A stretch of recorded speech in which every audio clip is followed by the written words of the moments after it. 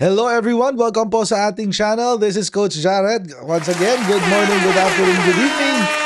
Wherever you are in God's green earth, at maraming pong salamat sa inyo po patuloy na pagsuporta sa ating channel. Welcome po dito sa ating recorded video, mga kababayan. Oo. At lagi naman natin itong ginagawa, no? Kasi it's time saving. So mga kababayan, maraming pong salamat sa inyo po patuloy na pagsuporta sa ating channel. Huwag niyo kakalimutan na mag-subscribe. Oo, mali, ito pala. Yan. Sa ating Coach Jared YouTube channel, pa-follow po tayo sa ating Facebook page, Tambayan ng mga Cocheros, para lagi po kayo updated sa mga balita dito sa Pilipinas. And paki-follow na rin po ang ating Coach Jared Highlights na channel. Abangan nyo po yung ating gagawing podcast dyan, mga babayan. So, ayun, paki-subscribe na rin po yun. Sa YouTube din yung Coach Jared Highlights na YouTube, na channel. Okay? So, paki-subscribe na rin po yun. Okay, dito na po tayo sa ating topic, mga babayan. Hindi ho natin akalain na magkokomento ang ina ni Pauwi Tantoco, mga kababayan. Pasabog ho ito, kanina lang ho ito naganap. At nagkomento po siya diretso, rekta doon sa post ni bilyonaryo mismo. Oo. Actually, hinahanap ko tong post na ito, pero dahil ang daming comments natabunan siguro, hindi ko siya makita, pero I'm pretty sure kung sino man yung nakakuha nito, medyo mabilis ang kanya mga mata at naisipan niya agad i-screenshot. Oo, matindi. Ano naman ho natin yung kwento? Si Pauwi Tantoco po, unfortunately, ay binawian ng buhay dahil po sa epekto ng cocaine. At ang binalita po ni bilyonaryo, ni Abante at kung sino-sino pang mga media outlets ay namatay daw siya sa cocaine overdose. Oo. At naging maingay po itong kwento na ito dahil sa chismis na binuo ng mga DDS. Dahil yan sa chismis nila. Ang chismis ho kasi, mga babayan, na ito pong si Pauwi Tantoco ay kasama sa entourage ni FL Lisa Marcos. At ang chismis po ay si FL Lisa Marcos mismo ang nagbigay ng droga kay Pauwi Tantoco. At dahil sa pagbibigay ng droga na ito, na overdose si Pauwi Tantoco at si FL Lisa ay na-detain sa Amerika. At actually, yun ho yung kauna-unahang fake news na ikinalat nila na nakadetain nga si FL sa Amerika for a number of days. Oo. Pero madali naman ho yan na debunk dahil malalaman ho natin or madali ho natin nalaman na si FL Lisa Marcos ay nakauwi na ng Pilipinas noong March 10. Oo, binawian ho ng buhay si Pauwi Tantoco noong March 8, 2025. Nakabalik ko ng Pilipinas si FL Lisa Marcos ng March 10, 2025. Meaning, hindi po siya nakadetain. Okay. And then, months later, sumabog naman ang kanyang coroner's report or yung kanyang autopsy. Yung summary, partial autopsy result na nakapost po sa Los Angeles County Medical Coroner's website. At nakasulat po doon, mga kababayan, at ito po yung sumabog, na si Paulo Tantoco ay namatay dahil sa cocaine effects. At dito na ho sumirko-sirko ang kwento. Naglabas ho ng peke, take note pekeng police report si Rigoberto Tiglao, at yun po ay na-debunk agad-agad ng may mga media companies na kumontak. If I'm not mistaken, it is Net25 and ABS-CBN. Na kinontak ang Beverly Hills Police Department para i-verify ang veracity o ang yung pagiging authentic ng pinost, ng dokumentong pinost ni Rigoberto Tiglao, at na-debunk din po yun, napatunayan pong peke yung pinost ni Bobby Tiglao.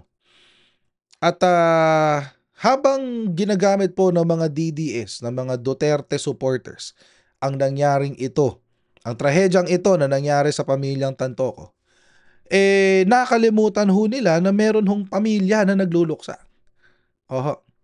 Meron hong pamilya nagluluksa. At siguro hindi na ho nakatiis yung ina mismo, yung nanay ni Pauwi Tantoco na si Nena Tantoco, ay nag-comment doon sa actual post ng bilyonaryo. Hindi lang yun, nakatag pati si Amy Lacson. Oo. also known as Amy Marcos. Ito ho yung kabuuan ng kanyang pinost. O ito ho yun. Babasahin ho natin, isa-isahin ho natin, ano? Ibe-breakdown natin ito. Oo, mga kababayan. Ayan. Bilyonaryo's post.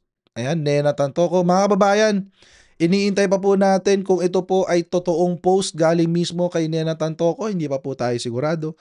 Iintayin ho natin kung magpe-press con ba sila, magpapa-press release ba sila, whatever. Pero ito po ay umiikot ngayon sa social media. Ngayon, pag-usapan lang natin, hindi kasi natin alam. Pero sana i-verify po ito ng pamilyang Tantoco. Pero ito po ang umiikot ngayon sa social media. Ito pong sinabi ni Nena Tantoco, the mother, or kung siya man ang sumulat nito, ay ayan. Ang sabi, "Good evening, Bilyonaryo and Miss Amy. Nena Vargas Tantoco, mother of the deceased, Paulo V. Tantoco. Our son died March 9 Manila time." Okay, kasi nga March 8 sa Amerika, March 9 sa Pilipinas. "In LA, Los Angeles, California, in the presence of his wife Dina, who is the social secretary of the First Lady, Miss Lisa Marcos.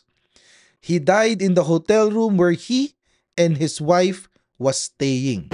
Okay.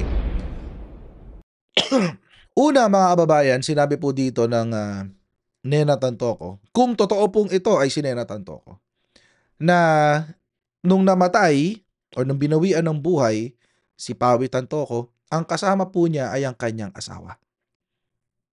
At ang kanyang asawa lamang. Kung totoo po ito, dinidebunk po ng statement ni Nena Tantoco ang mga sinasabi ni Rigoberto Tiglao na ang kasama nung namatay, kasama ni Paulo Tantoco nung siya ay binawian ng buhay, ay si Dina Tantoco, yung asawa, si First Lady Lisa Marcos, at si Alex Samiro. So, ang nakasulat ho dito, according to the mother, ay si Mrs. lamang ang kanyang kasama. Ay, namatay ho siya daw. Binawian siya ng buhay sa kanyang hotel room kung saan ho sila nagsistay. Sumama siya, he joined his wife in the trip to be with her. So, kinukumpirma nitong statement na to, no? Na hindi talaga kasama sa entourage si Pawi Tantoco or si Paulo Tantoco.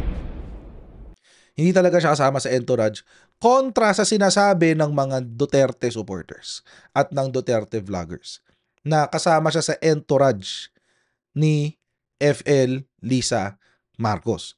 Kung tutuusin, mga kababayan, kinukumpirma din ito ang sinasabi ng ating Yusek Claire Castro na hindi kasama sa entourage si Paulo Tantoco. Ibig sabihin, si Paulo Tantoco ay sumama at may sarili siyang mga lakad. May sarili ho siyang mga lakad. Sumama lang po siya dyan para makasama ang kanyang asawa. Yun lang. Kasama ang kanyang asawa. Hindi siya kasama sa entourage. Okay. The First Lady was not involved in any way with her son's death. Kinukumpirma din ng ina ni Paulo Tantoco na si FL Lisa Marcos ay walang kinalaman sa pagkamatay ng kanyang anak. Durog na talaga ang propaganda dito ng mga fake news peddlers ng Duterte camp. Actually, mga kababayan, habang binabasa mo tong sulat na to, mararamdaman mo yung lungkot eh. Parang nagkukwento na lang siya para lang matigil na yung issue. Pero nandun pa rin yung lungkot. Mararamdaman mo yung lungkot doon sa sulat. The partial autopsy report is open for you to see. So nando yung nga yung nasa website no nung LA County Coroner's website. Nowhere did it say our son died of overdose. It had cocaine effect, accident, and heart disease. It's an accident and heart disease. So ibig sabihin, mga kababayan, hindi ho siya namatay sa overdose. Ibig sabihin, hindi ho posible ho na gumamit si Paulo Tantoco. Posible. Pero hindi ho yun sapat para mag-overdose. Kung tutuusin mga kababayan, ang balita ho kasi ng bilyonaryo, ito yung balita ng bilyonaryo, ayan, 1 week ago. Ang balita ho kasi ng bilyonaryo, namatay sa cocaine overdose. Cocaine overdose daw ang kinamatay. Pero, doon siguro gusto lang headlines para catchy, di ba? Cocaine overdose. At syempre, para maintriga agad si FL Lisa Marcos. Sabi, the manner of death was classified as accidental, with the official cause listed as cocaine effects and probable atherosclerotic cardiovascular disease noted as a significant condition. So, ibig sabihin mga kababayan, posibleng gumamit siya pero hindi sapat yung dami para siya ay ma-overdose. Pero dahil may sakit na siya sa puso, yun ang naging sanhi ng kanyang pagkamatay, yung sakit sa puso. Hindi ho pa rin ito justification. Hindi pa rin ho ito pagtatama sa mga nangyari kasi kung gumamit ka nga naman ng cocaine, which is an illegal drug, then, di ba? Pero siguro, ito na yung consequence ng kanyang ginawa na pagsisihan na niya yan. Ito na yung consequence eh. Nag-drug siya, binawian siya ng buhay. Hindi man marami yung drugs, naging cause pa rin yun ng kanyang sakit. Na-aggravate yung kanyang sakit, binawian siya ng buhay. Ito na yun. Na-suffer na niya yung consequence ng kanyang pagkakamali. Hayaan na natin yun dun. Hindi ba? Hayaan na natin ho yun dun. Hindi na ho kayang ipagtanggol ni Paulo Tantoco yung kanyang sarili kasi wala na siya eh. Hindi ba? Kaya ho yung nanay na lang ho ang magtatanggol para sa kanya. Anong sinabi ng kanyang ina?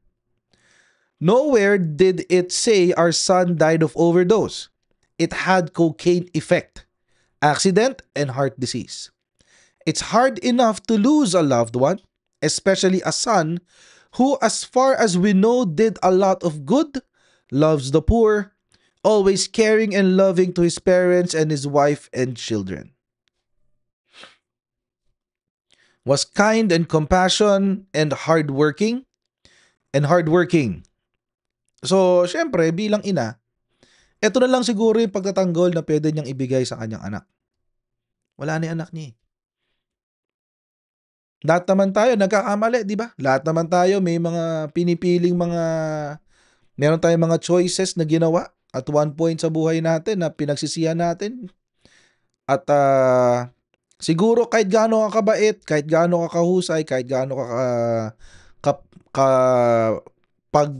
kahit gaano ka mapagmahal sa iba at matulungin sa mahihirap, hindi ka pa rin exempted sa consequences ng mga mali mong choices. So, in this case, nagkaroon lang ng maling choice si Paulo Tantoco. At ito na yun. Ito na yung consequence. Binawian na siya ng buhay. At ang tanging tanggol na lamang na pwedeng ibigay ng kanyang ina, ikwento ito kung ano ang pagkatao ng kanyang anak. Na hindi na ang pagkatao ng kanyang anak ay hindi limitado sa kanyang pagkakamali. Tayo kasi mga Pilipino, masyado tayong judgmental minsan eh. Hindi ba? Yung pagkakamali ng kanyang anak ay hindi ang kanyang buong pagkatao. Yun lang. It saddens me to see the news that reports to malign also the name of my husband's family business called Rostans. It's so visible to make news that is exciting and juicy to read, to be a politicized move to create more conflict in the warring factions of our government leaders. It saddens me that our son Pawi is being used to aggravate this conflict. Totoo na. Ito ho yung sinasabi ko nung isang araw na parang ang mga DDS parang wala na kayong sacred cow. Ginagamit niyo ang pagkamatay ng isang individual para lamang isulong ang inyong political agenda. Nakakadiri. Nakakadiri kayo mga DDS. Mga Duterte supporters, nakakadiri kayo dahil dyan. Parang ang lilinis nyo ha. Parang ang lilinis ng buhay nyo ha. Malay ba natin, baka hindi lang kayo tinamaan ng war on drugs pero gumagamit din kayo. Di ba? For all intents and purposes, we don't know how. Hindi naman natin alam ha, paano nabubuhay ang mga taong to eh. Itong mga DDS na to. Nilinis na mga kamay nyo ah. Alam nyo masaklap dyan, ginagamit nga ulit itong pagkamatay na ito para ipambatikos laban sa gobyerno. Hindi na kayo nahiya. Hindi na kayo nahiya. Necropolitics pa rin. Discarding dilawan ang ginagawa nyo. Diring-diri kayo sa mga dilawan pero kayo discarding dilawan. Actually, mas malala pa nga kayo eh. Discarding Chinese Communist Party kayo eh. Discarding China kayo. The complete autopsy report will come and it will be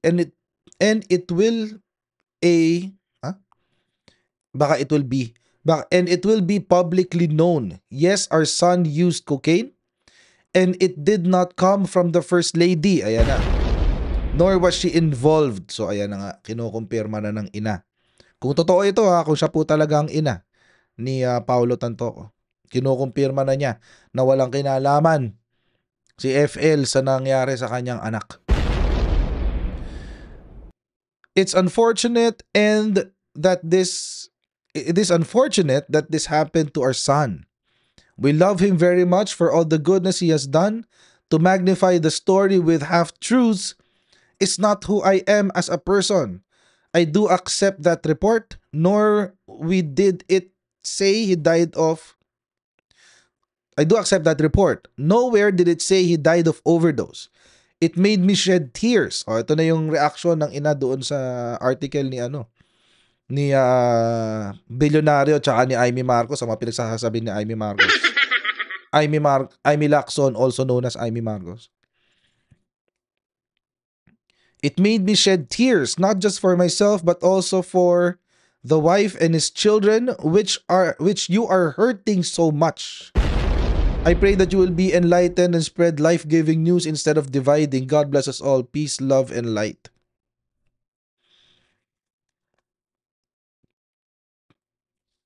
Makonsensya kayo, mga DDS kayo. Nakakahiya kayo. Sinabi ko itong nakaraan eh. Sinabi ko itong nakaraan. Itong mga pumupolitika tulad ni Maharlika, tsaka yung iba pang mga vloggers na pumupolitika dito sa nangyaring trahedya na to. Hindi man ito trahedya of national importance tulad ng tulad ng mga bagyo, lindol, 'di ba, war on drugs. Pero this is still a tragedy in and of itself. Trahedya ito sa pamilya ng mga Tantoco. Merong asawa, may anak, may pamilya. Sabihin na natin, nagkamali. Pero pinagdusahan na niya yan. Namatay nga siya sa kanyang pagkakamali. Iwan na natin yun dun. Huwag na natin i-link, huwag na natin gamitin ang sakuna na yan para batikusin ang administrasyon. Nakakadiri na yan. That's one of the lowest of the low na pwede mong gawin para sa isang. Hindi niya naisip yung mangyayari sa bata. Diba? Paano lang yung bata? Pupunta sa school, tatawagin, uy, yung tatay mo raw, adik ko, crack. Namatay sa cocaine, uy, mabubuli pa yung bata. Ganito ho maglaro ang mga DDS, mga kababayan. Napakadumi. Walang moral. Hindi sila tumututok sa issue. Personalan sila. Personalan ng paninira. Wala ho sa kanilang sacred cow. Ang sacred lang sa kanila, ang kanilang Panginoon na si Rodrigo Roa Duterte. Wala nang iba. Hindi na kayo nahiya sa mga pinaggagawa nyo.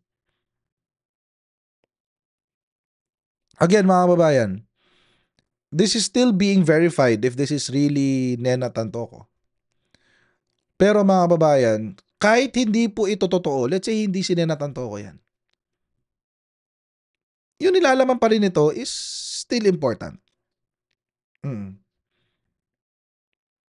Put it to rest. Kung gusto yung batikusin ng administrasyon, huwag kayong gumamit ng ibang pamilya, huwag kayong gumamit ng sakuna, huwag kayong gumamit ng trahedya. Batikusin nyo dahil sa pulisiya. Batikusin nyo dahil sa pulisiya. Hindi dahil sa kung ano-anong mga side issues na meron, mga fake news na pinapaalat. Tulad ni Bobby Tiglao na kung ano-ano ang pinagkakakalat para lamang makabatiko sa Marcos administration.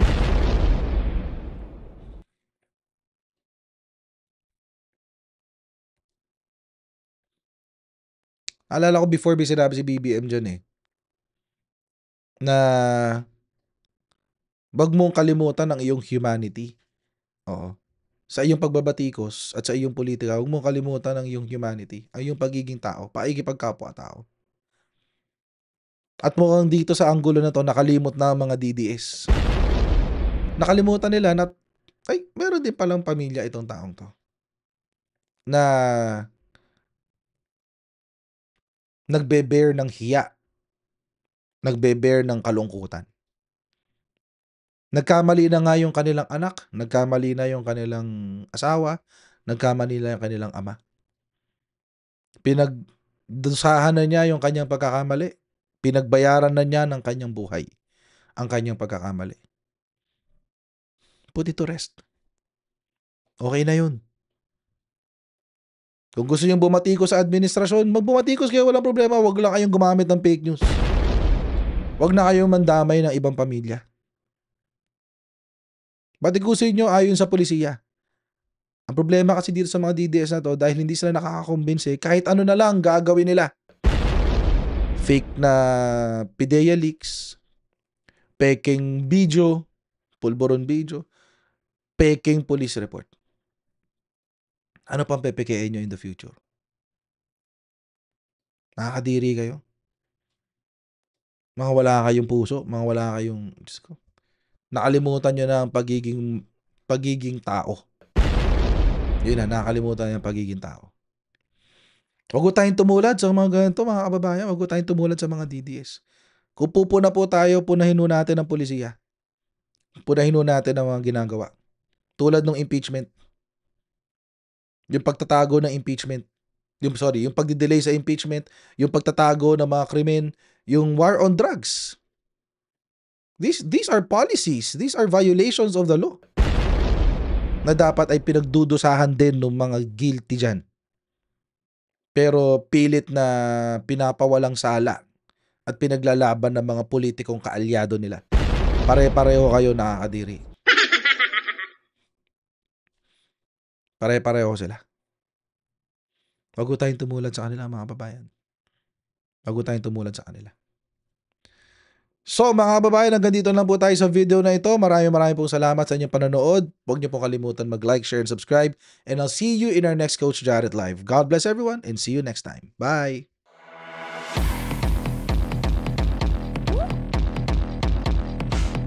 Huwag ganun. Huwag natin gawing tanga mga Pilipino. Mas maganda kasi nasa lugar ka ng tama kaysa yung pinipilit mo yung pagkakamali.